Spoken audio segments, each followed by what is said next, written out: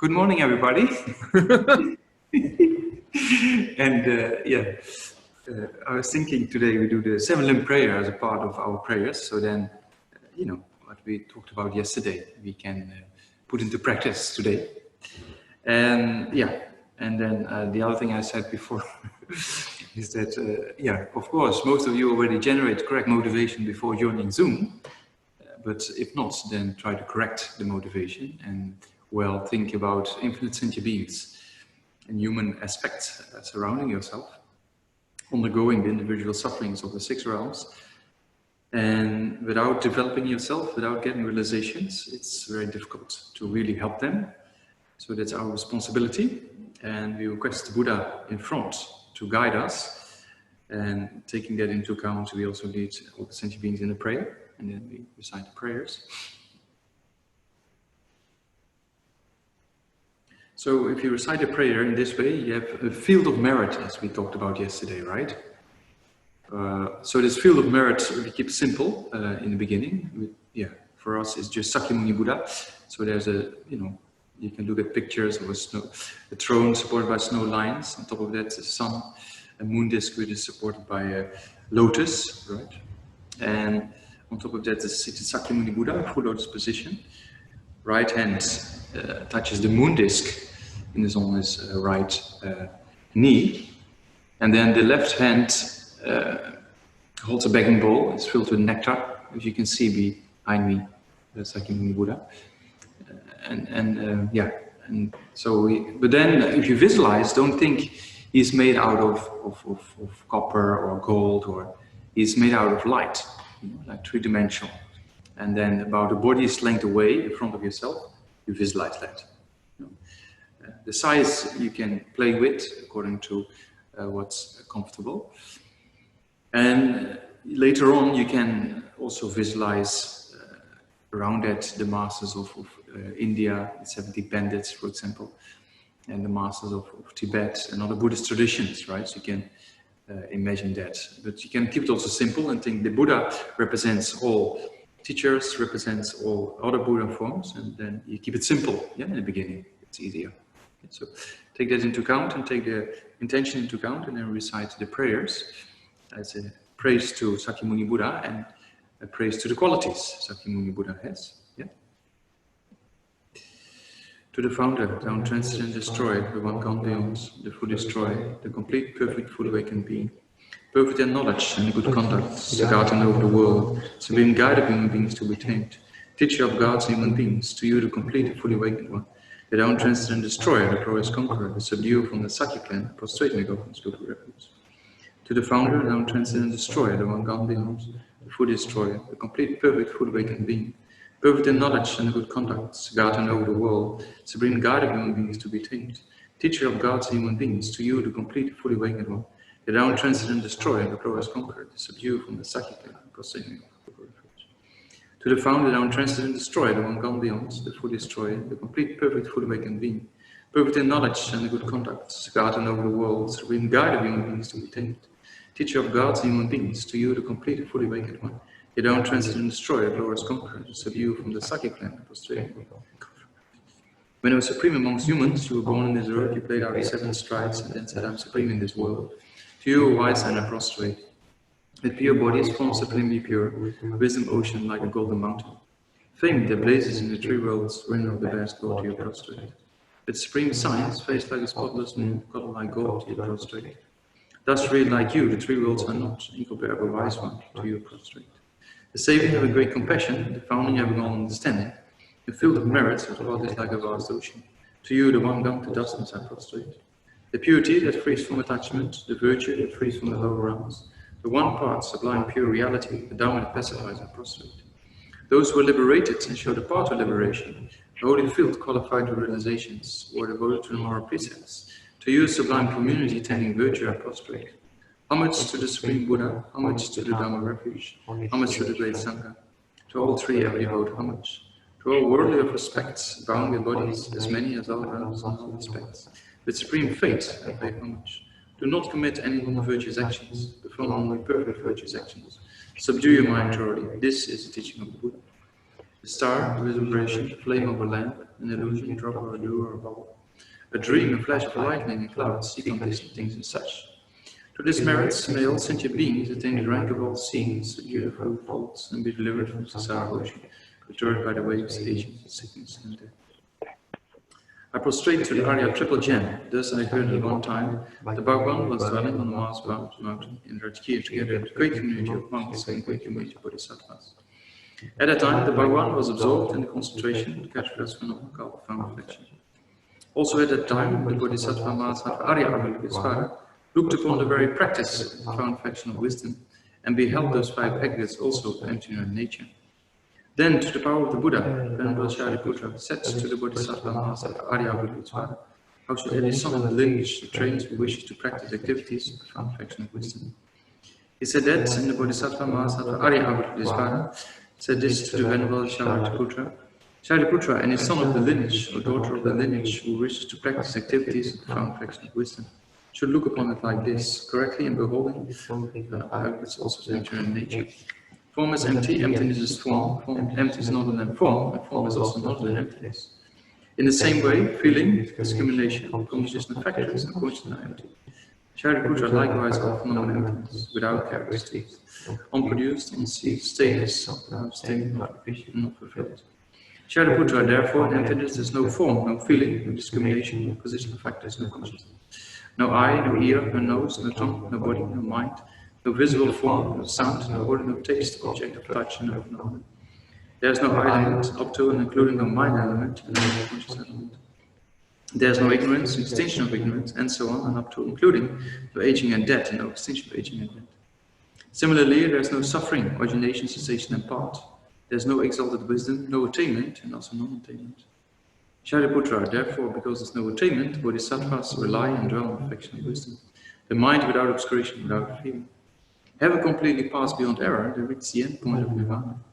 All the Buddhas who dwell in the three times also manifest completely awakened, unsurpassed, perfect being, in reliance on the affection of wisdom. Therefore, the mantra of perfection of wisdom, the mantra of great knowledge, the unsurpassed mantra, the mantra equal to non-evil, the mantra to classify all suffering should be known as the truth, since it is not false. The mantra of perfection of wisdom is declared Tayata, Gadagata, Paragata, Parasamgata, Bodhisattva.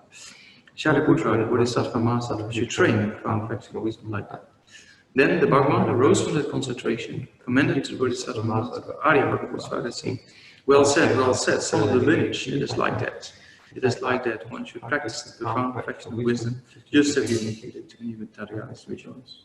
The Bhagwan, having thus spoken, the Venerable Shariputra, the Bodhisattva Mahasatva Arya Avalokitesvara, and those surrounding their title, along with the words of gods, humans, asuras, were overjoyed and highly praised. I prostrate to the gathering of the kings of the three chakras, who abide of the holy yogis in space. By the power of clairvoyance and magic illumination, look at practitioner like a mother for a child. Akasamara, Sasana Samara.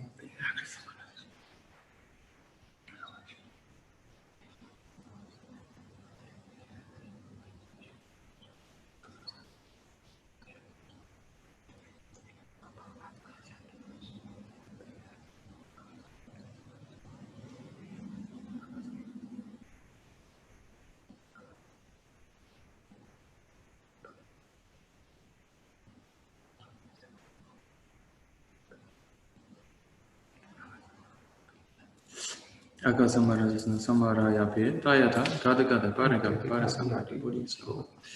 By the teachings of the three sublime Jews possessing the power of truth, may in and out needs be transformed, may they be dispelled, may they be pacified. May all negative forces be opposed to the Dharma be pacified, and may the host of 84,000 obstacles be pacified. And may they be separated from problems and harmful conditions to the Dharma, and may all enjoyments be accordance with the Dharma, and may the auspiciousness and perfect happiness here and right now. So then we go to page number 249 in the Golden Prayer Book. That's the King of Prayers, and then, well, the 7 limb prayers are part of that. Can you do that? Mike, if you stop sharing Mike, I'll share mine. 249? Yeah.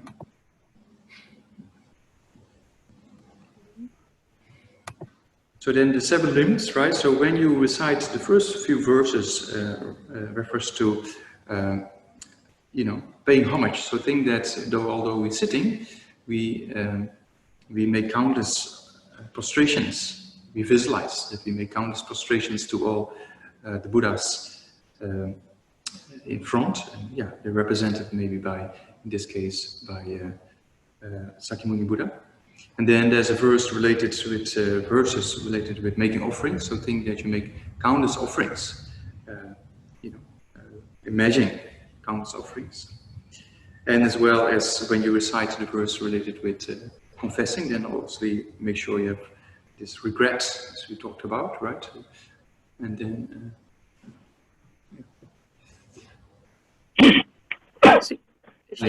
249. 249. King of Prayers, just the beginning.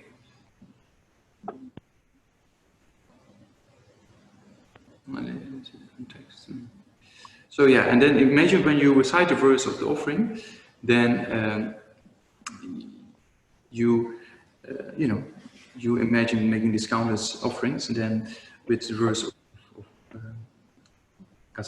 confessing, then also have regrets and rejoicing. Then try to rejoice in all the virtue of all beings. Yeah? And then the remaining verses of making requests and turn the wheel of Dharma. Then also you can do as visualizations as possible. So if you, for example, asked the Buddha and the teachers to remain, you can imagine you offer a throne or things, like a throne is maybe a good idea to offer. And then for teachings, to turn the wheel of Dharma, you can offer conch shells or the 8-spoked wheel in beautiful aspects to that what is visualized in front. Yeah. Okay, so I bow down to the youthful Arya Manjushri. There are lines amongst humans gone to freedom in the present, past and future. In the worlds of the 10 directions, to all of you who have body, speech and sincere mind are done. With great energy of admiration for the Buddhist way, and with a sense of deep respect, and with as many bodies as atoms of the world, to all you Buddhas whose lives are real, I bow down. On every atom are Buddhas, numberless as atoms, each is a host of bodhisattvas.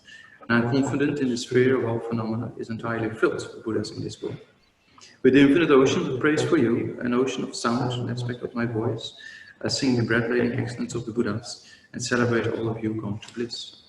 Beautiful flowers, fragrant gardens, sweet music, scented golden parasols, sparkling lights and sublime incense, I offer to you, victorious ones. Fine dress and fragrant perfumes, sandalwood, powered heat as high as Mount Meru, all wondrous offerings in spectacular array, I offer to you, victorious ones.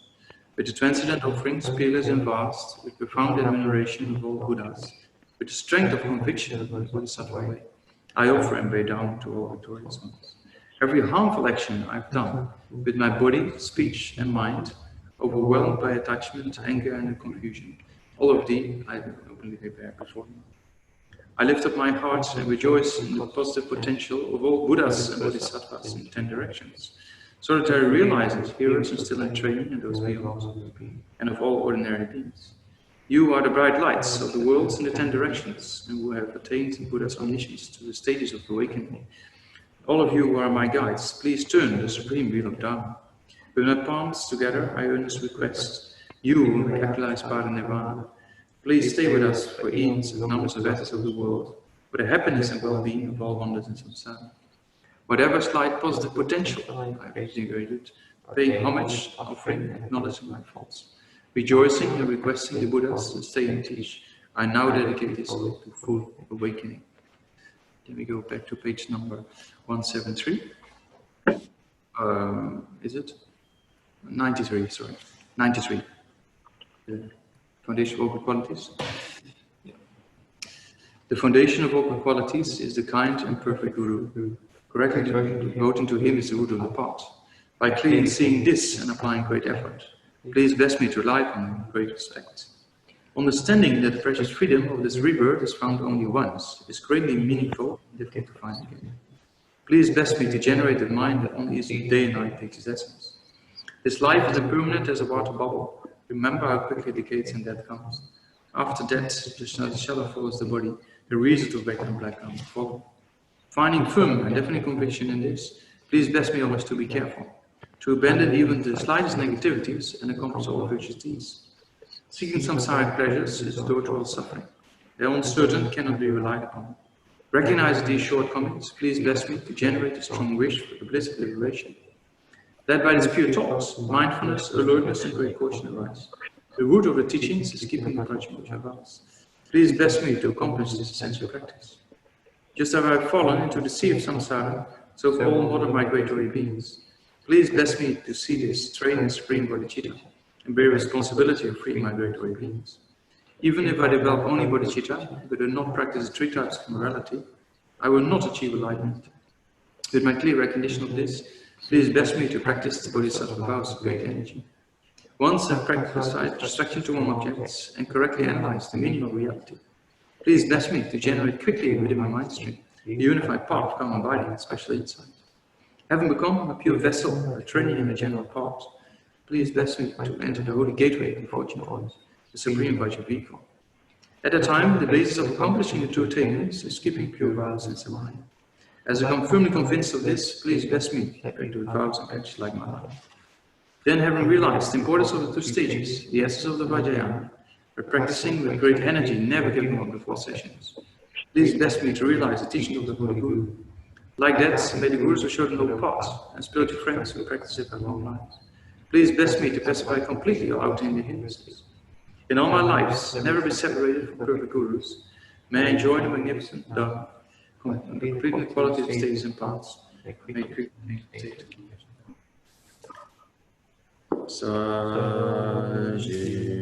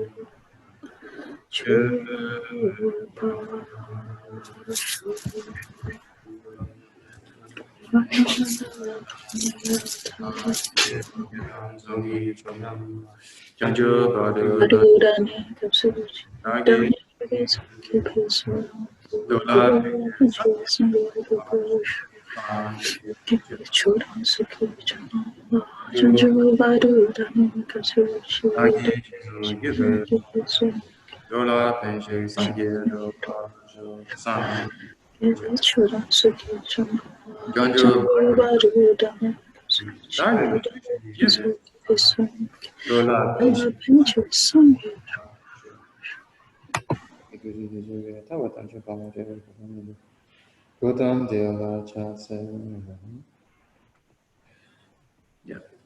So, also as we just read in the Foundation of All Good Qualities, yeah, even if I develop only bodhicitta, but do not practice the 3 types of morality, I will not achieve enlightenment. With my clear recognition of this, please bless me to practice the bodhisattva vows with great energy.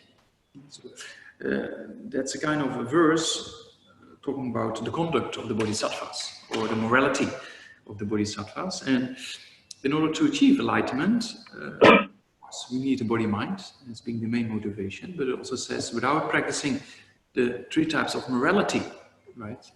So those 3 types of morality is, of course, avoiding negative deeds, right? And practice virtue and work for the benefit of beings.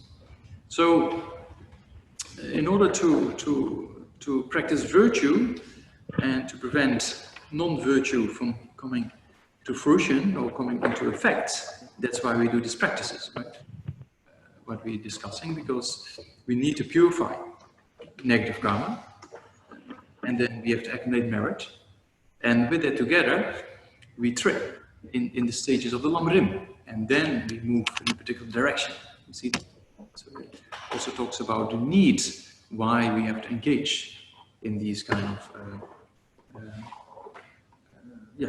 preliminary practices, so to say. So it's kind of munjo, or preliminary aspect, preliminary to what?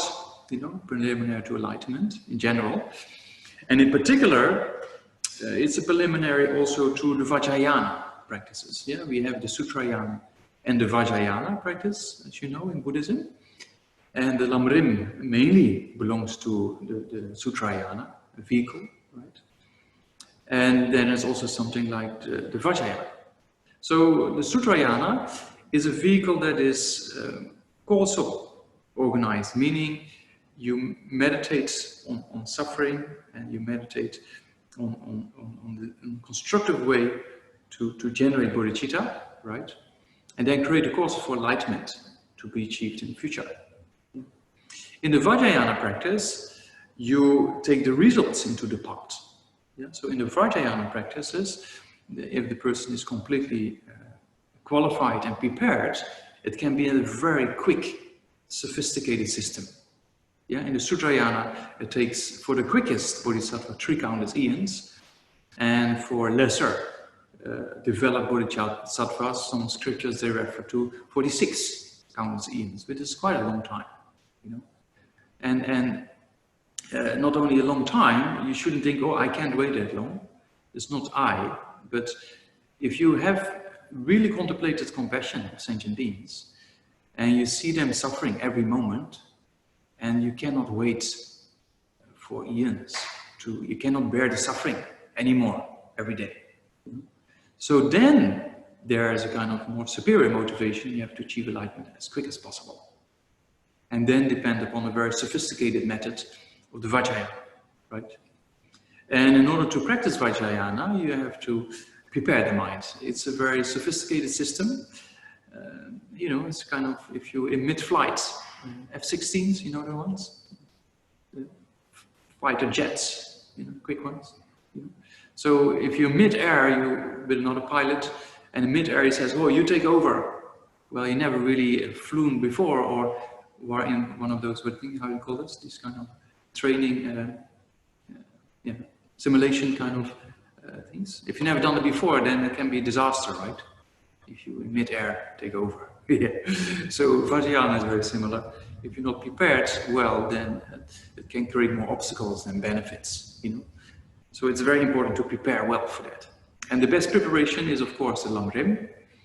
And then the next step is the preliminary practices. So there's a set of 9 preliminary practices. And Vajrasattva and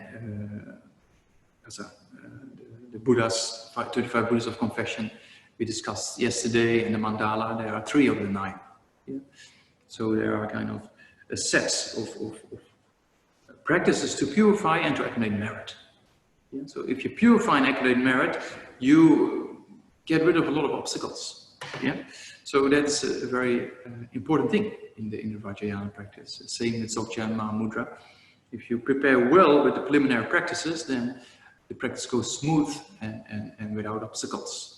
And the results will also be able to come. So that's why it's called preliminary. Preliminary to these kind of, because only in the Sutrayana itself, they talk about it as a preliminary to enlightenment, right?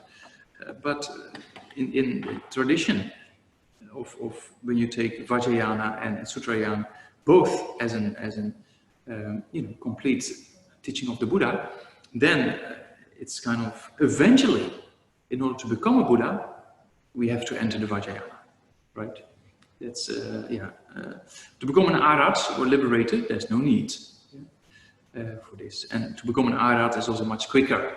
So you don't have to engage in these huge accumulations. To become a Buddha, you need many more courses, because you need an all-knowing mind. You need all these bodies with which you can benefit beings. So it's a more complicated system of creating the right causes and conditions, right? So that's why it takes longer to accumulate merit and purify negative deeds and get the right causes to produce the bodies of a Buddha, as we say, the 4 bodies of Buddha. This basically comes down to the mind of the Buddha and the form bodies of the Buddha, right? You need an all-knowing mind to benefit beings, but also you need a physical form, because only with the mind itself you cannot really directly benefit, right? You have to communicate. So that's why you need form bodies. So how to create that? In the sutra system, we say merit creates, the accumulation of merit creates the causes for the form bodies to come about. Right? The wisdom, especially the wisdom realizing emptiness, creates the causes for the mind of the Buddha to come about. Because with the realization of, especially the direct perception of emptiness, you eliminate all states, right? So that's kind of a non-contaminated consciousness. A consciousness that realizes emptiness directly is being considered as non-contaminated. Non-contaminated meaning not contaminated with afflictions. Because if you have direct perception of emptiness, then of course afflictions don't arise to the mind, right? And even true existence or inherent existence doesn't appear at the time. That's why it's been called non-contaminated. So that's a mind that calls the substantial cause for the mind of the Buddha in the sutra system. Right? So in the Vajrayana system it's a little bit more sophisticated with meditating on deities and later on channels and drops, etc., etc. It's a very sophisticated system and generates a union of metta and wisdom, so to say. We're going to talk that a little bit more in the one of the last modules. Talks about introduction into the Vajrayana. You can't say too much before having received initiation and those kind of things, but there's one model where we talk about it a little bit more. But I have to explain a little bit because the practice we are doing, what has been explained yesterday and what I try to explain today of Vajrasattva, is based on this Vajrayana system, right? In a similar way, when we do the meditations with Sakyamuni Buddha and the visualization of the white light and, the golden nectar light, remember? Yeah. So that actually is taken, the Panchen Lamas, because it comes from the swift part and the easy part. The Stulam Rim texts by the Panchen Lamas. Right? So they took a little bit of the Vajrayana practices to purify and receive blessing, into the Lamrim. So then you know that also. So Vajrasattva, similar way. It talks about visualizations and then with mantra recitation can bring great benefit. So there's a few things to know why we call it actually preliminary practices, as a preliminary to more sophisticated systems of training. So you have to be ready for that.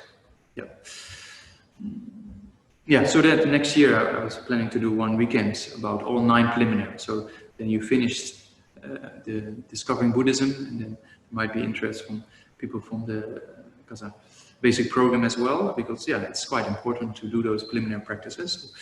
Then one weekend we can spend on explaining those things. Anyway. So that's a little bit an introduction of the need to know what does that mean, preliminary to what. In a similar way, we talked about the 6 preliminaries yesterday. So the 6 preliminaries we talked about yesterday of cleaning the place, right, etc. So those are for our daily meditations. So there's a kind of direct preliminary to the meditations we're doing right at that time or that day, right, or that session. So there's 2 types of preliminaries. You see that? So ones you do on a daily basis as the 6 preliminaries with regard to cleaning, and you put on the altar, put offerings, etc. That's for your daily practices. But also it's one preliminary to accumulate merit and purifying active deeds, right? And then there's this other section of 9 preliminaries, which the Vajrasattva and the confession prayer of the 35 Buddhas as mandalas, the kind of 3 preliminary practices of those 9. And that's for future, you accumulate with numbers, you just with numbers in order to rejoice for yourself and make sure you do a certain amount. It's just to make a limit. But it's not as quick as possible. It's not. It should benefit the minds, right? So there's many stories like that of people accumulating in group retreats. There's this famous story you can find in Lamrim accumulating refuge. You can also do preliminary with refuge. And then most of the monks, they were done within, within, what is it, a week or two or something like that. And one monk was just almost not even starting. And then he said, oh, you're so lazy, why did you do? And then he said, yeah, I was just contemplating, what the 3 jewels are all about. And actually the causes for refuge, right? Meaning fear for samsara, or fear for the suffering, not bearing the suffering of sentient beings, and seeing the potential for the Buddhas to give me the methods to achieve enlightenment.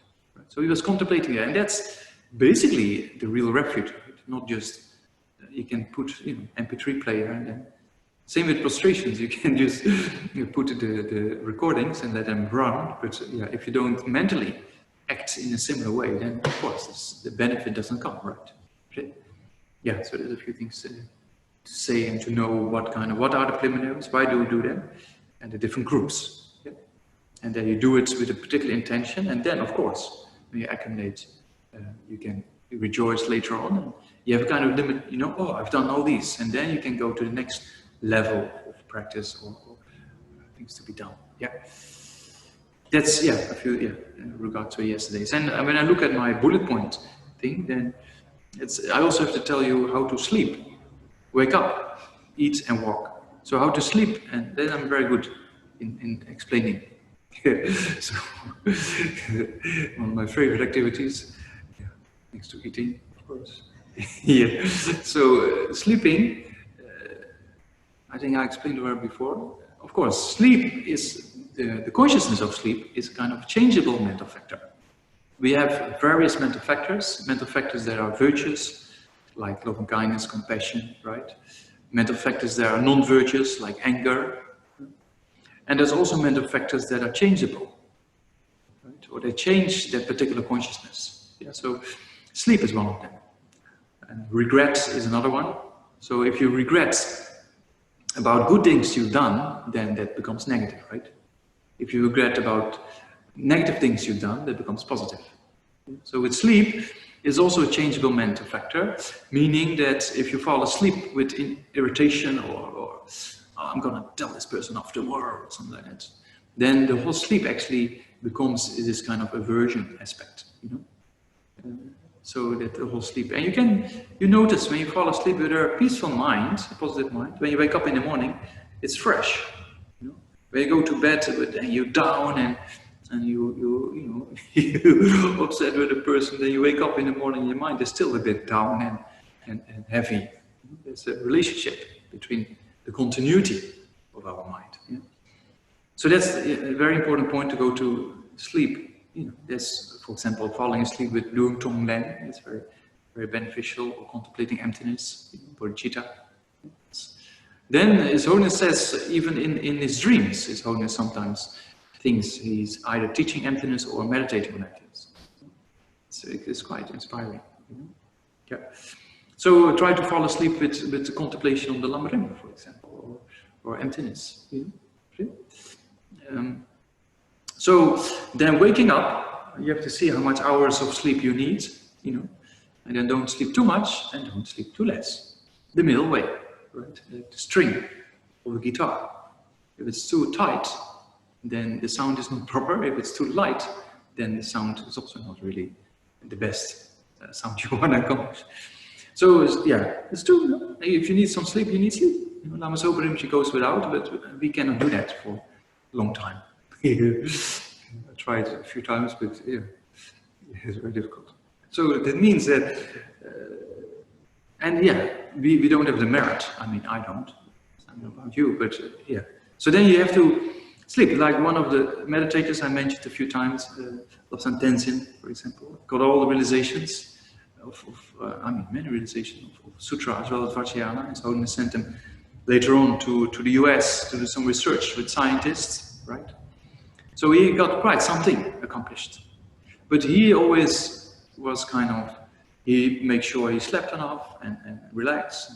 But when he was doing his sessions, he was very really doing something, meaning with a lot of effort. He was really, but he made sure his mind was relaxed, enough sleep, otherwise, it's true, if you don't have enough sleep, then you try to meditate, but then the mind is not clear and then you fall asleep or something. Yeah. So that's also not beneficial.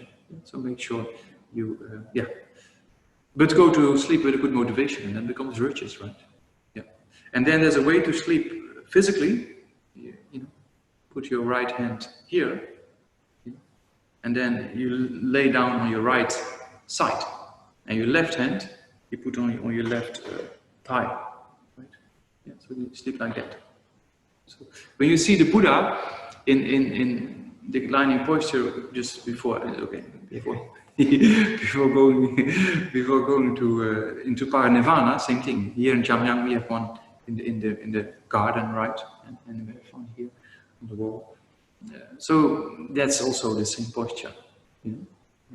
There's also a thing that you block this nostril, but yeah, then probably you won't be able to fall asleep. But that's also with your ring finger like that. But, yeah. So the main thing is there's a lot of things to say about blocking certain channels, but anyway, the main thing is on the right side. And of course, during sleep, probably you turn over. Depends how much movement you have normally during the sleep. But later on, when the mind becomes relaxed, then it's possible just to sleep and wake up in the same posture.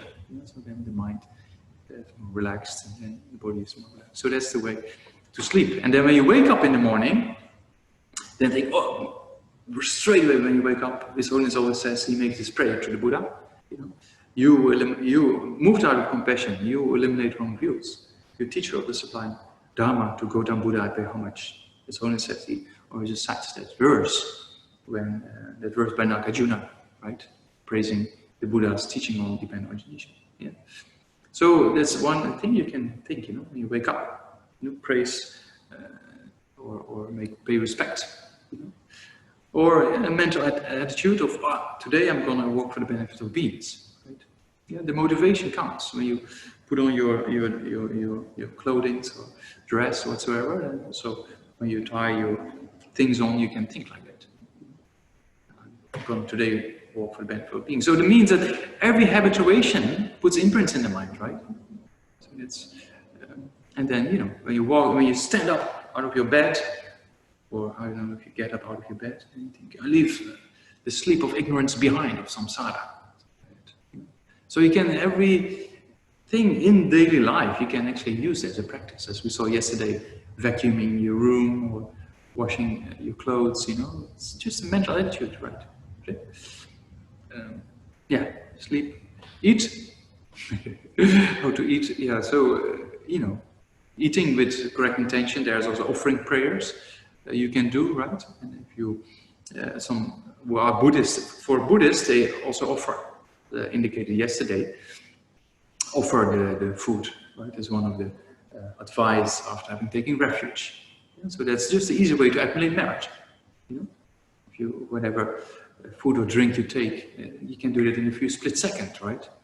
To offer it. Yeah? And if you have more time, you can take more time. Yeah? If you're at Lama Zopa Rinpoche, then it takes even longer. Once the food gets cold, sometimes there's all special guests and the food has to be heated again after the offerings. Yeah. Once in a plane, Rinpoche was, making offering, and then, in the plane, then there's only a particular amount of time that is given for taking the meal, right? So the Rinpoche is still making offerings, and then, they took away the food because the plane was going down, right, for the landing. And then Rinpoche didn't eat. So then, Rinpoche, I got the benefits of the food. Yeah, but it's kind of amazing practice. So that's a way to use everything in daily life in relation with the Dharma, right? That's for Buddhist practitioner in that way. Yeah, I think when you eat, I eat, to sustain this body, and I don't eat because that's also helps you to cut down attachment, right? And there's also a verse in the letter for a friend by Nagarjuna that you eat this only to sustain the body, so to say, not out of attachment. So there's different verses you can memorize, but the main meaning is the contemplation, right? Why do I eat?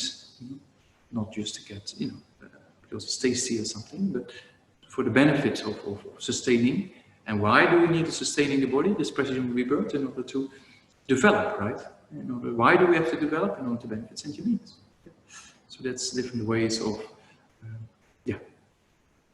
how to walk, it says, same thing. When you walk, you can walk towards, enlightenment or things like that. Or when you walk and, leave samsara behind and walk towards nirvana, something like that. Everything you can, and when you see a tree, because I'm not a tree, but a leaf falling from a tree, or, reflect on impermanence. There's so many things in daily life you can use as contemplation, Yeah?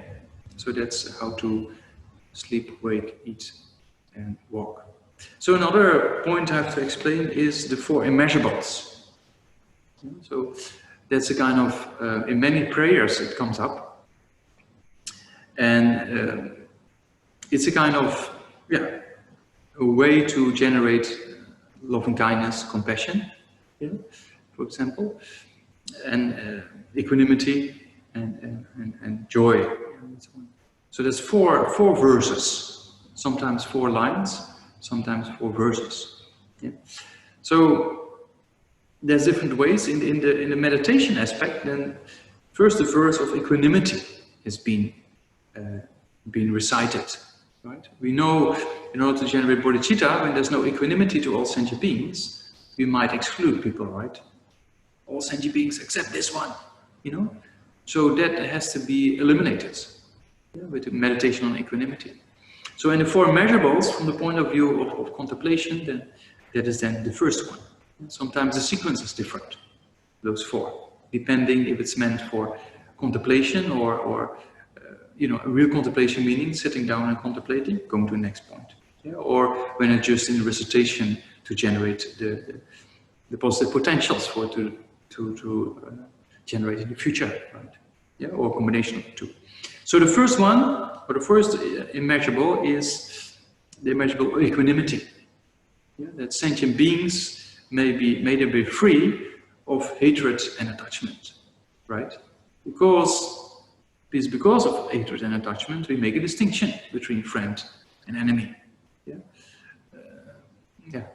And of course also should be included ignorance or indifference, right? So out of ignorance or indifference, not knowing people, then we have this indifferent feeling, right? So we know from the meditations on equanimity that we see they're all the same. Those who are close, we generate attachments. Those who are distant, we dislike, we generate aversion, and those who don't know, this kind of indifferent feeling. Right? So we have to equalize those 3. And so then it says how wonderful it will be if all sentient beings were able to abide in equanimity, free of hatred and attachment. And that's one line you recite. So that you pray for beings to be free of the extremes of seeing people in these extreme kind of groups, So that's the limb of the first one, of equanimity. Then the next one is loving kindness. The limb of loving kindness. So that means that you wish all sentient beings to always abide in happiness together with their causes. Happiness is the result, and the cause for it to happen also is needed in the future, right? So you say, so the line reads, how wonderful it will be if all sentient beings had happiness and the causes of happiness, right? So that's kind of equanimity of loving kindness. So the definition of loving kindness is, as you know, that you wish all sentient beings to abide in happiness, right? So here also it says, together with its causes. That means a more constructive form of happiness for the future. Then the next limb or verse is compassion, right? So then it reads, how wonderful it will be if all sentient beings be free of suffering and its causes, right? So similar as the previous one, but now you promise them, or you pray for them to be free of suffering and together with the cause of suffering, right? So it's a more sustainable way of freedom, you know, not just now be free of suffering, but if you're free of the cause of suffering, then suffering will not come in the future as well, right? So that's kind of that line. Yeah.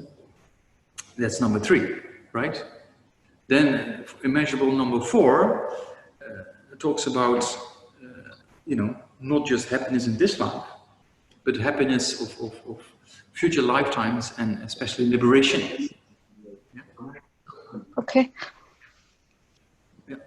So that's verse number, or line number 4, where you say, how wonderful it would be if all sentient beings were never separated from the happiness of higher rebirth and liberation.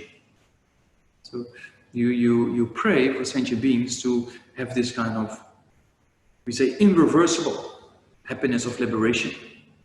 Meaning irreversible in the sense, if you achieve liberation, you never fall back, right?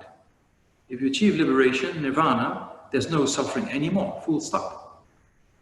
You know, so that's a real wish we wish for sentient beings. Yeah, yeah, you see that? So that's the 4 immeasurables in 1 line each. So you can also extend it, you know, not only say how wonderful this will be, but may it happen, right? The second line. So with the first one, with equanimity, you say how wonderful it would be if all sentient beings were able to abide in equanimity, free from attachment and hatred, right? May they abide in equanimity, you see? The second line. Yeah. So it's a bit stronger. The first one is just, that's nice, and the second one, oh, it has to be like that, right? So, yeah, until there is not really a kind of real commitment being taken yet. As we also know in the, if you do the 7 cause and effect mind training of bodhicitta, right? Then you know we have love and kindness, compassion, and then we go to special intention. That you're going to take responsibility to free sentient beings from suffering, right? You know the distinction? So in the 4 immeasurables, it's very similar.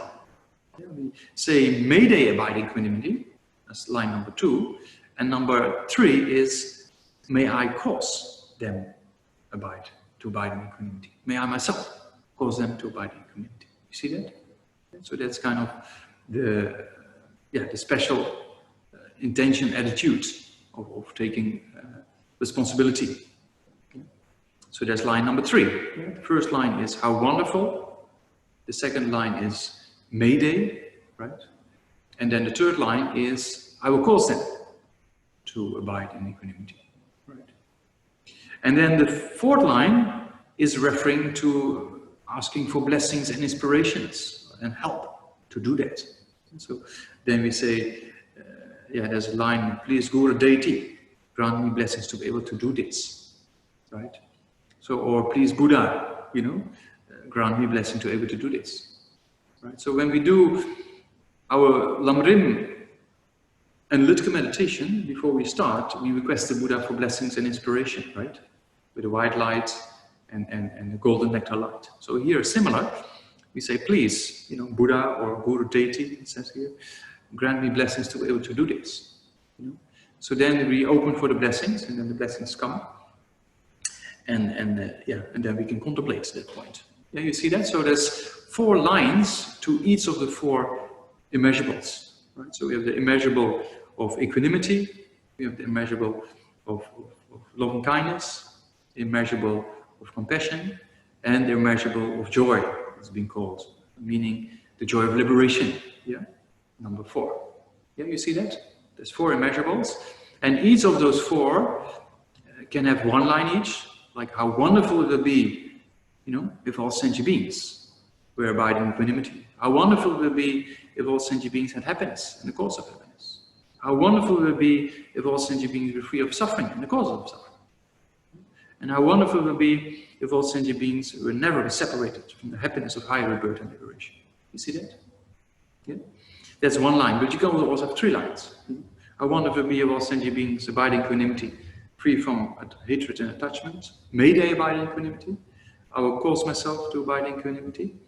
Please, Guru Deity, that's easier. Please, Guru Deity, grant me blessings to be able to do this. You see that? And that's a screen share. You can just read for yourself. So yeah, there's 4 lines for each verse, so to say. So yeah, that's the 4 immeasurables, which comes up quite often in different practices. There's also one practice, maybe we can organize also for you, the daily practices, you know, according to Lama Zopa Rinpoche, which also includes these 4 immeasurables. You know? Yeah, as well as the 7 prayer and the short mandala offering. So that's kind of standard among practices and prayers, a standard thing.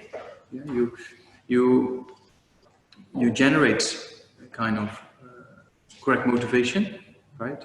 You take refuge, yeah, and then you visualize the field in front, as we did with the prayers today in the beginning, Sakyamuni Buddha, and then you recite the 4 immeasurables, as you can see now on the screen, and then after that you can, you know, do the 7 prayer and mandala offering, and then after mandala offering, you can recite the foundation of vocal qualities, as we also did, and then you meditate on the Lam Rim. Yeah, so that's a kind of way to do that in a structured way. Yeah? Up till now, we have done it very simple. You know, generate good motivation. The Buddha appears in front. Do the visualizations with white and golden nectar light, and then you contemplate. Yeah. So you can also put it in a more structured way if you have more time to do it like this, as I just indicated. Right? Take refuge and yeah, with visualizing Sakyamuni Buddha, and then 4 immeasurables, and then the 7 prayer, and then the mandala offering, and then recites, you know, the stages of the path to enlightenment prayer, the foundation of vocal qualities. And then when you're done with that aspect, when you recite the whole Lam Rim, then you can do the visualization with the nectar light, Sakyamuni Buddha in front, right? First white light, purify, and then the golden nectar light to get the potential for the realizations to come about, and then you contemplate on the Lam Rim subject you plan to contemplate upon. Yes, we did over the last few months. So you make that kind of one package. Yeah. So that's the 4 immeasurable thoughts. I have to explain. Yeah. Yeah, there's so many things. This tradition, I tell you, is very rich in prayers, and sometimes even in the monastery I got lost. But, so don't worry, sometimes it happens, people get completely lost. Yeah, so take one thing at a time. So with the 37 Buddhas of confession, as you have, then you check, go and try, see if it goes okay, and if there's questions, ask, you know. It's a slow process, it's growing, right? Yeah, and then the same with Vajrasattva we're going to do today as well. You know, you do that and then you practice a little bit and then see how it goes and check if you do it correctly or not. And it's a gradual process, right? Yeah. So the Vajrasattva I will explain after the break. Then before we break, and then we do also Vajrasattva practice together, you know, as the meditation. Also the Mayana Precepts is also on the list, you know. So as I quoted from Lama Tsongkhapa, saying, although having generated bodhicitta, if I do not practice the 3 types of morality, I will not achieve enlightenment. With my clear recognition of this, please bless me to practice bodhisattva with great energy. Right? So it's related with the same verse, the practice of morality, it's important. Yeah, in the foundation of all the qualities, the morality of the Pratyimoksha, the morality of the Bodhisattva, the morality of the Vajrayana. There's 3 verses related with morality. Morality, right? It's very important, morality. And the Buddha said, in the future, when I'm not there, then where people practicing morality, in particular referring to the practice of morality, especially the Pratyimoksha, you know, there the teachings abide, the Buddha said. So that's quite a statement, you know. It's not if there's books or temples or beautiful statues or that's not the real Buddhism. The real Buddhism is, of course, this practice of morality based on understanding the teachings, right? So And that's, morality is very important. So you can take lay vows, you can take bodhisattva vows. And later on, when we talked about the Vajrayana, there's also kind of Vajrayana vows. So there's 3 levels of morality. The pratimoksha, it's also important to know. The pratimoksha, or individual liberation of morality. So that's the first level, so to say. So what is that, or what does that mean? So lay people, they can take vows. It's kind of 5 lay vows that it's possible to take. Right? Then monks and nuns, they have sets of vows, and there's different levels for the ordained. So that's all pratimoksha vows. Then if you aspire to become a Buddha, then there's also a set of bodhisattva vows. I mean, 2 sets, bodhisattva vows. So there's an idea to go over the bodhisattva vows once, maybe next year or the year after. Because you can study them before taking, and it's very inspiring how to live a kind of good life, so to say, benefiting others the best way we can. So there's bodhisattva vows, right? And then there's also a set of vows in relation with the Vajrayana. We just briefly talked about the Vajrayana, right? And there's also, and for those who have taken refuge, that it's not really kind of, vow is kind of stuck, or you don't have. Some people ask me sometimes, because we have 253 vows for a fully ordained monk, and they say, don't you feel kind of in a prison, or no liberation and freedom? But actually, it's more freedom, So So it's a benefit. So those who have taken refuge, they know it's kind of guidelines, right? After taking refuge, there's common advice, general advice, so to say, and advice with the 3 jewels. It's just to help us to move in a particular direction, right? So that's with vows in general. It's helping us to make boundaries and move forward. Right? In the country, if law and order is not in place, it becomes a mess, right? We know that. So our mind, my mind is also a mess, I know, so it needs guidelines. So there's one important aspect, so that's why in the Vajrayana also there are these vows. So there's the 3 levels of vows from the point of view of pratimoksha, bodhisattva, and Vajrayana. So, and then most of the vows you take for a long period of time. The pratimoksha vow you take for life, and bodhisattva and Vajrayana vows until enlightenment is achieved, basically. Right? So it's quite a commitment. So then you think, there's all too much, I cannot do that, I need something shorter. Then you can take the Mayan Precepts. So the Mayana Precepts is an incredible practice, because you can do it for 24 hours, right? And you commit yourself for 24 hours, so that's not too difficult. And the vows are all quite, straightforward, for the day.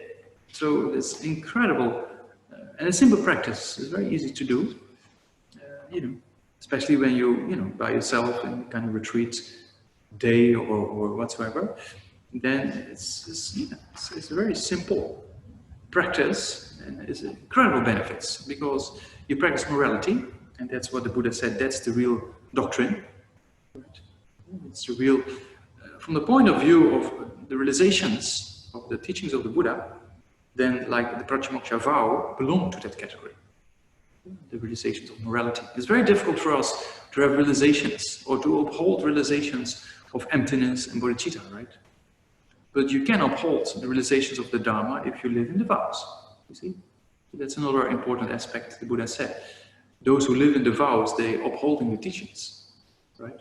So that's quite a strong statement. So the Mayana Precepts, for that day, so to say, you promise not to kill. And then, of course, the root is then not killing human beings, and then secondary, you also try to not kill other creatures, like insects and those kind of creatures, right? Because they also have feeling, and they don't like to be killed. It's kind of based on non-violence and non-harmfulness, right? And you don't steal others' possessions. It's also quite normal that if you steal, you harm a person, right? And yeah, in the lay vows, it's kind of sexual misconduct, so it's slightly different. In this vow for the day, you also don't engage in sexual intercourse for that day. That's kind of another vow. And don't speak false words, meaning not lying. Not lying, and in particular, not lying about spiritual attainments. That's what it talks about. And then avoid intoxicants, like alcohol or substances that gives you, you come beyond control. So then you lose conscientiousness. If you don't have conscientiousness, then we engage in all kind of activity, right? Which is maybe not proper. And then you prevent yourself from sitting, but it's for us not really an issue. In India in early days, when you have very fancy seats made out of gold and high thrones and seats and beds, so to feel like, oh, I'm really something, So that also you don't do, so that's quite easy, right? Okay. And you don't use excessive kind of jewelry and ornaments to look like, oh, I'm amazing. And make all these selfies of yourself with all, the things hanging down. People do that quite a bit here. You can see online or wherever you go. Some people, they talk while they make a movie, and people on the other side, they say, oh, he's there or she's there. Interesting, So, so that means you don't have excessive kind of jewelry and then think, oh, look at me. So you don't do that for that day. So that's not difficult, right? And sing, dancing, playing music, Generally speaking, is okay. It's not really non-virtuous as such, right? But it can give a distraction. Yeah. So that means that day you like to dedicate the mind to kind of more subdued aspect, to contemplate properly. Yeah. So then singing and dancing, playing music, you try to prevent for that day. Right? Yeah. And then you don't eat. You do eat, but you don't eat after lunch. Meaning, when the sun is on its highest peak, that's kind of midday, right? So you have your lunch before that. And then you don't eat after. And that's then also because if you eat too much, the mind gets dull, right? We know that. If you eat too much, then it's very difficult to meditate and you probably fall asleep. So you don't eat too much food and not too less. That's kind of the balance. So there's a tradition of going without breakfast, and there's a tradition of going with breakfast. It's not a part of the vow as such. But yeah, you can go without breakfast, and if it's too difficult, then people can, for medication or health reasons, then that's possible to take breakfast. And especially if you take Mayan Precepts for a long period of time. It's not a vow as such. But you promise basically not to eat after midday, you see? So there are kind of 8 precepts, and you can promise them for 24 hours or take them for, you can take them every day if you take a few days, or you can, one day you promise, there's another tradition, to take them for a few days or something like that. So it's better to take them when, when you're a little bit at home, or, it's easier to be in this environment to contemplate things. So that's the 8 Mayana Precepts. We also can give you a booklet of that. And in that booklet of the 8 Mayana Precepts, you will see the same structure. So even if you don't take the precepts, if you just read to it, you get an idea of how it is structured, right? So that means there's kind of taking refuge, generating bodhicitta, right? Make the place pure as one of the preliminaries of cleaning, right? And then making offerings, and there's a mantra to multiply offerings, for example. And then you invite, the merit fields. You make 7-limb prayer, make mandala offering. So it's the same structure as so it's sometimes good to look at those practices and then you see the structure as we just discussed, right? And there's then a ritual of taking the Mayana Precepts, which you recite 3 times.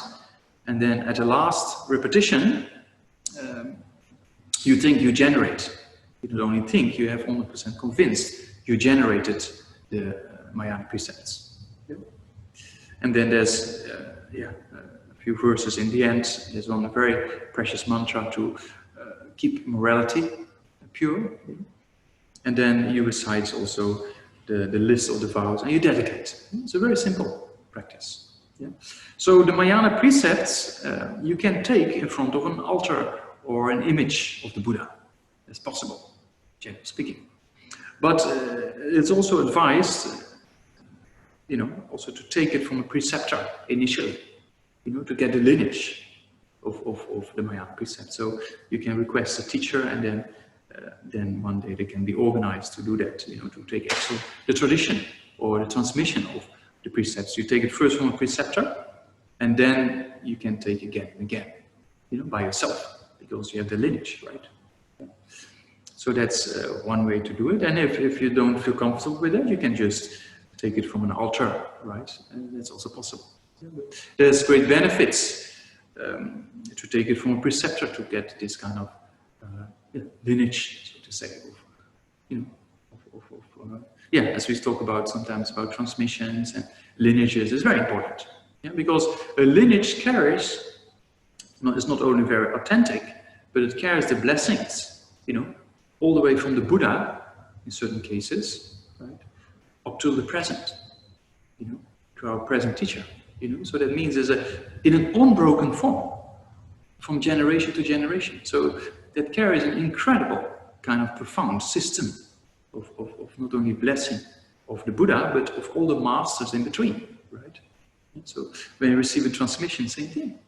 And that's incredibly important. This tradition, there's a lot of emphasis. When His Holiness Dalai Lama gives teachings, mostly it's transmission-based, you know, meaning His Holiness reads a lot of text and explains a little bit. Reads text, explain. So you get these imprints in the mind, you know. They say if you receive a transmission, to get the realizations and understanding comes much quicker. You know, I've seen in the monastery, before we went to class, because most of the texts we received on a daily basis, some of the teachers, or most of them, they have received these texts from their teachers, right? And then on top of that, sometimes they give these whole cycles of oral transmissions. So that is an amazing kind of system that keeps the tradition alive, so to say. Yeah, because just Buddhists, just reading from the book, it's, you know, it's quite dry, you know, and it doesn't really go in sometimes. And even if it goes in, when you meditate on it, it doesn't really happen.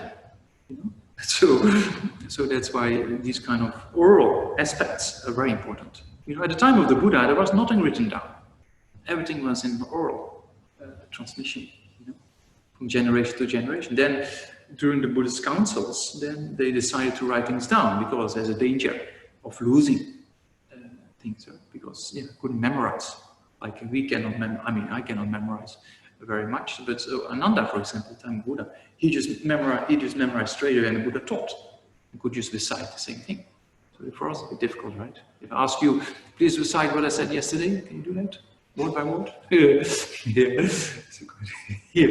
So that's the level, not only of your mind, but also my mind.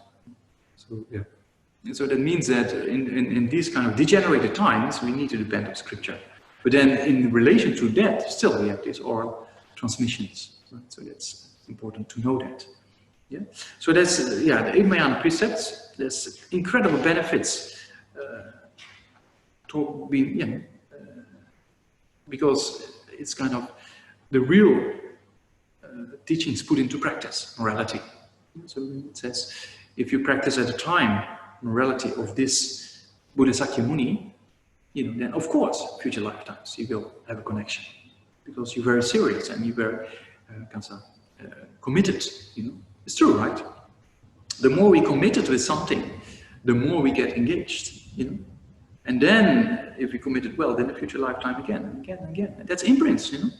That's imprints. Yeah. Then you go. What I said yesterday, Georgia Tisha was a great master for 500 lifetimes. So if you have, we think, 500 lifetimes, but we have to do something, right? So we have to start somewhere. So we have a few more, and then the mind becomes stable. You cannot expect in one lifetime to get the mind completely stable, and then all future lifetimes it's been taken care of, right? So it takes time. Begin this lifetime. Come on, if you think like that, then we need to. But then, at least as we keep going, then we make it stable, lifetime after lifetime. Realizations come, and then there's the way up. Yeah? So that's kind of our, and then, yeah, in order to go that way up, these kind of practices of the Mayan precepts, I mean, there's so many benefits of meeting the Dharma again and again, as I said, and of course, achieving a state of enlightenment and meeting Maitreya in the future. You know, it's great benefits, you know, to, yeah, to be explained. But yeah, we don't have that much time. But yeah, that's we give you also a booklet of that, and then you can read, and yeah, if you feel like and have any questions, we can discuss it more. So that's the 8 Mayana precepts to be explained. And yeah, if you do a retreat, for example, and you have a few days or a week or something like that, or maybe we're going to do something in a group one day, then also, if we do it in a group one day, then also we're going to maybe do 1 or 2 days Mayana precepts, you know, get an idea of how it is. You know? Yeah, and to take Mayana precepts, you take this commitment, and another way, only 1 meal a day, and some people get very hungry in the evening. Yeah, so then also you can contemplate that, you know, the body is you know, just 1 evening without, you know, dinner for some people is already kind of, ooh, but they also see that the body is kind of, you know, very easy to see it suffering, right? Just a little thing missing. But then you can think about all sentient beings, or human beings on this planet even, who don't have food for a day or 2 or something like that, right? Yeah. So you can contemplate. Yeah, there's also a Nunic practice, which is one of the integrated practices to be done, or can be done, right? Advice, so that also maybe we can organize one day. Nunya is also is a practice based on the Buddha of Avalokitesvara, and yeah, it's also based on taking Mayan precepts, yeah, and then one day you don't eat and drink even. It's very tough, and then on top of that you prostrate and do all kind of things. Yeah, I have some very uncommon encounter with Nunya, so I have to see how that karma has changed or not. I didn't do for some time, but have to see if it's okay. Then we can do on a weekend Nunya together. I used to do quite a few Nunyas in the early days, but then karma changed, and then the moment I opened the text, I got sick. So I prepare everything, and sitting in the morning, the first session, I just open the text, and then I had to vomit, diarrhea, everything. So you can see how powerful it is, you know. Yeah. So yeah, I have to see if the karma has changed, then we can do one day together. Otherwise, I won't make it. You see. Yeah, it's a very powerful practice. When I did before, I got really this symptoms. I really enjoy it because it's kind of, there's incredible kind of effort needed, and you can feel it's difficult. You can feel the purification of the different lower realms, you know, heat and cold, and you know, it's kind of hunger and thirst, and yeah, it's very, very, and then it's based on Avalokitesvara, you know, the Buddha of compassion. So it's very moving practice. Yeah, yeah, it's just to make the list complete for. It's on my, yeah. So maybe we have a break, I was thinking. And then after the break, I will explain the Vajrasattva practice. And we will do a practice together, you know, according to that. Yeah. And yeah, you get a bit of idea. Yeah, okay. So if there's any questions regarding what I talked about yesterday and today, yeah, we can discuss, otherwise we can talk about it later today. Laura, Geshe-la? Laura would like to ask questions. Go ahead, Laura. Yeah, thank you. Yes, my question is about one of the unskillful actions of speech, and that is lying. Yeah. How much? Yes, because like it's very common, like that you get asked, "How are you?" and even if you're not, you know, you're not very well, you just say, "Yeah, I'm well, fine, good. How are you?" Yeah, but technically that's lying if it's not true. Yeah. So, like, is there a difference between like big lies and this kind of things? Yeah, there's a difference. Of course, I mean, in the vows of a layperson and the vow of the 8 Mayana Precepts, right? The real vow actually is kind of what you're talking about are branches of the branches, right? It is still. But the root vow talks about lying about spiritual attainments, saying you have realized emptiness when you have not, or calm abiding when you have not. So that's kind of much heavier, right? And then, of course, you know, in Tibetan it's easier because when they never say, how are you, when you meet them on the road. You say, where are you going? So you say, I go up, because actually you go up, right? Or you go down, right? So depending on the level of the road, you're Yadu, Madu. So Tibetan is easier. But anyways, I mean, how are you? And then, skillful wheel, because if you say, oh, I'm so down and this, that, and then people think, yeah, okay, bye, you know. So is it also a skillful mean? And you can also think, yeah, you know, I'm amazing. Okay, I have some feeling that is maybe disturbing, but generally speaking, I'm amazing because I met this incredible spiritual practice. You don't have to say that to the people, but that's the amazing part, right? If they say, how are you? Say, oh, I'm good. You know, maybe the mind is a bit down, and that's true, right? So in that way, you know, it's kind of that way you can see how are you, how I am, how am I doing is, you know, it's not only the feeling we have temporarily, right? Yeah, so it's kind of if you met this incredible spiritual part, and then it's kind of, oh wow, amazing. You don't have to tell that people, but you can say, yeah, okay. Then it's not really lying, right? Right? Yeah. Geshe-la is Fabio. Yeah, Fabio. Geshe-la. So I've had a big question around the some of the lay vows, which I would like to take at some point. Yeah. And you know, the question on particularly sort of the vow or not, you know, not drinking. Yeah. Yeah. So I need to understand, you know, what it's meant exactly by intoxication, because, you know, if I have a glass of wine, say, Why not? you know, I will not, you know, I will not feel intoxicated. Yeah. Right. I know. So what is classified in you know, in Tibetan Buddhism as the degree, you know, of it, because you could interpret this in lots of different ways, right? Yeah, I know the issue. So if you smoke, I don't smoke, but if you do smoke, you actually are, you know, you've got all your faculties to still do everything. Yeah. So can you clarify that for us, please? So in the lay vows, not to take intoxicants, basically not get drunk. That's what our Holiness Dalai Lama explains it based on one of his own teacher's explanation.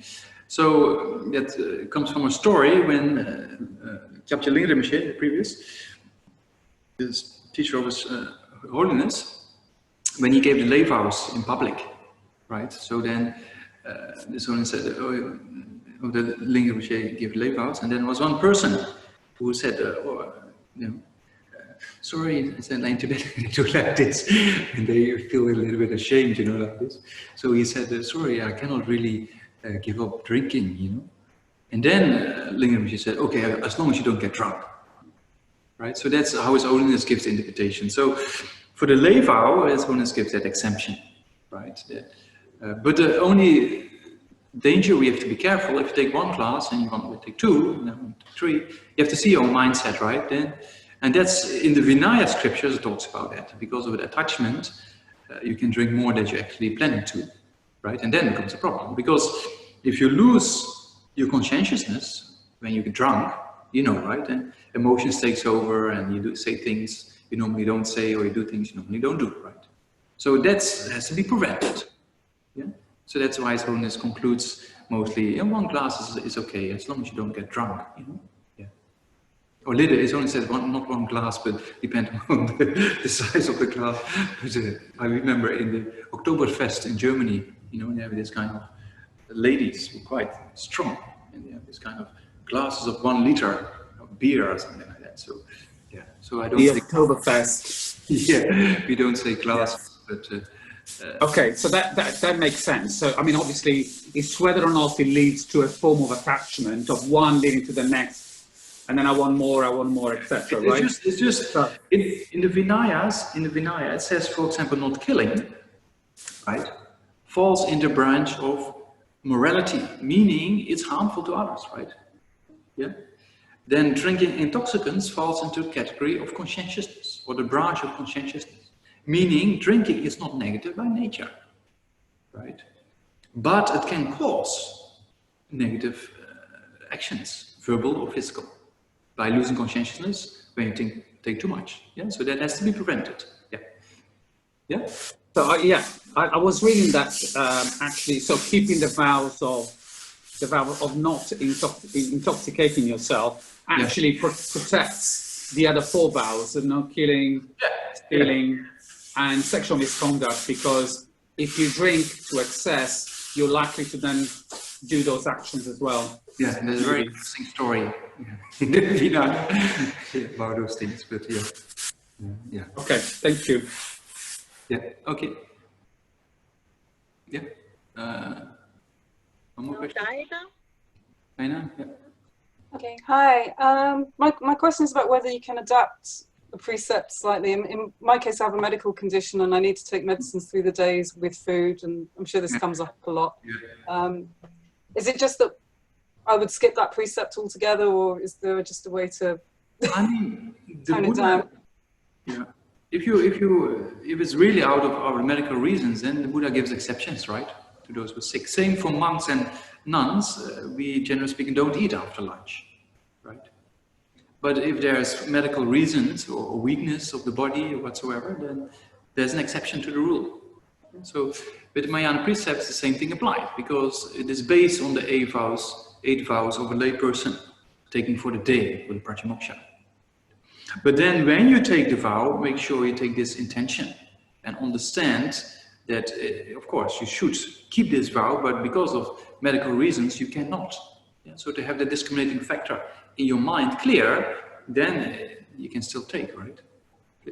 Though it doesn't become a complete set of the vows being generated as you will not take, this kind of commitment, but still the benefits of the other vows are present, right? Yes.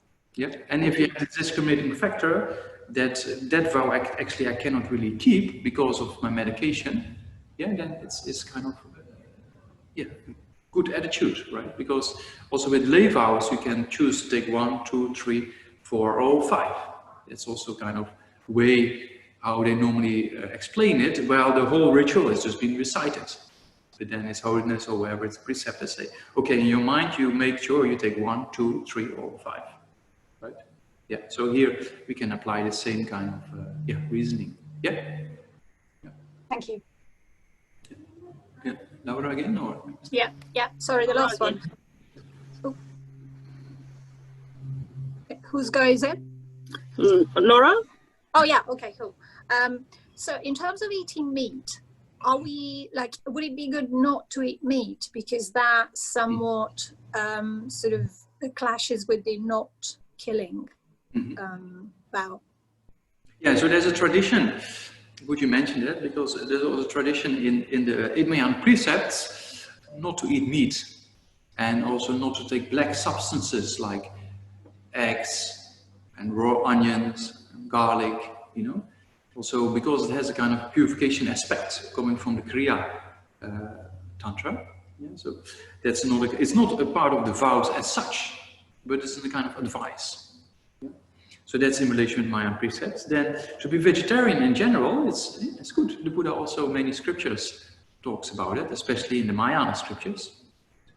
Yeah, so it's good to be vegetarian in general. For the Buddha is very practical. You can see how practical the Buddha is.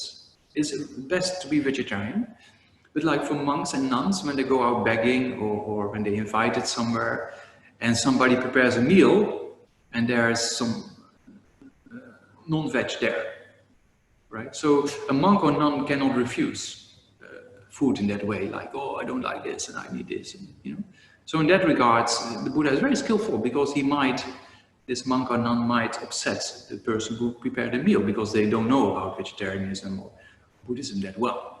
So then there's a kind of thing to think about. But in general, same for me, I'm also vegetarian for a very long time.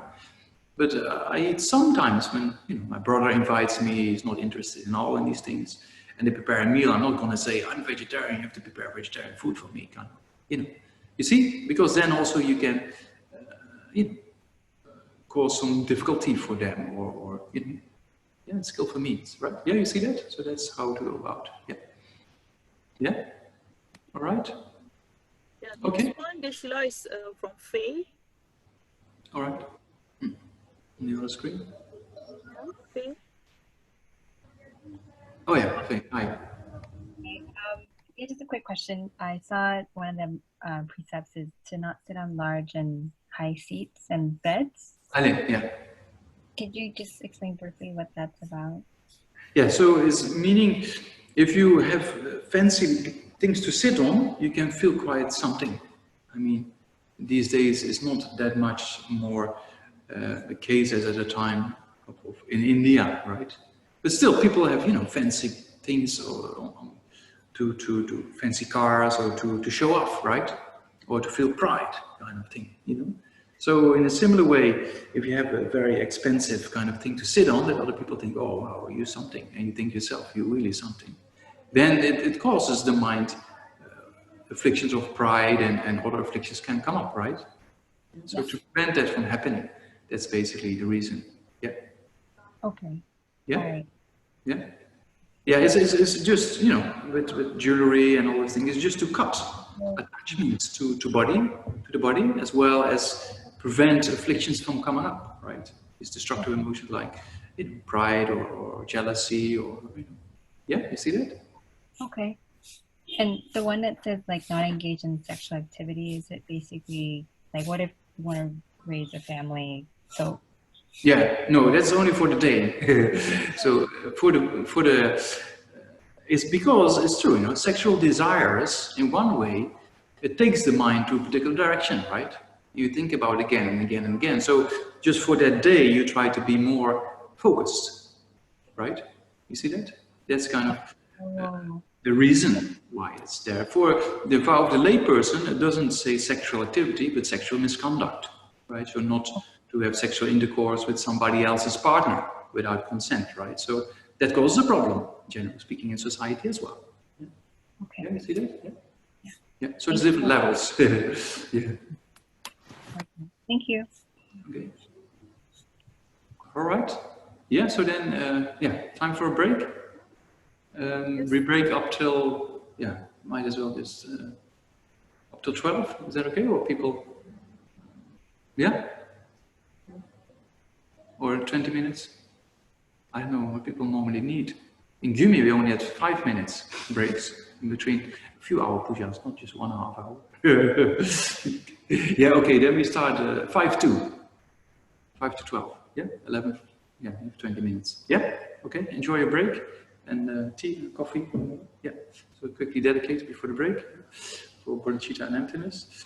Janjo Semjo Rinpoche, Magye Pana Gegu, Yeba Nyamba Meba Yang, Gone Kondu Belwa, Tony Tawa Rinpoche, Magye Pana Gegu, Yeba Nyamba Meba Yang, Gone Kondu Belwa.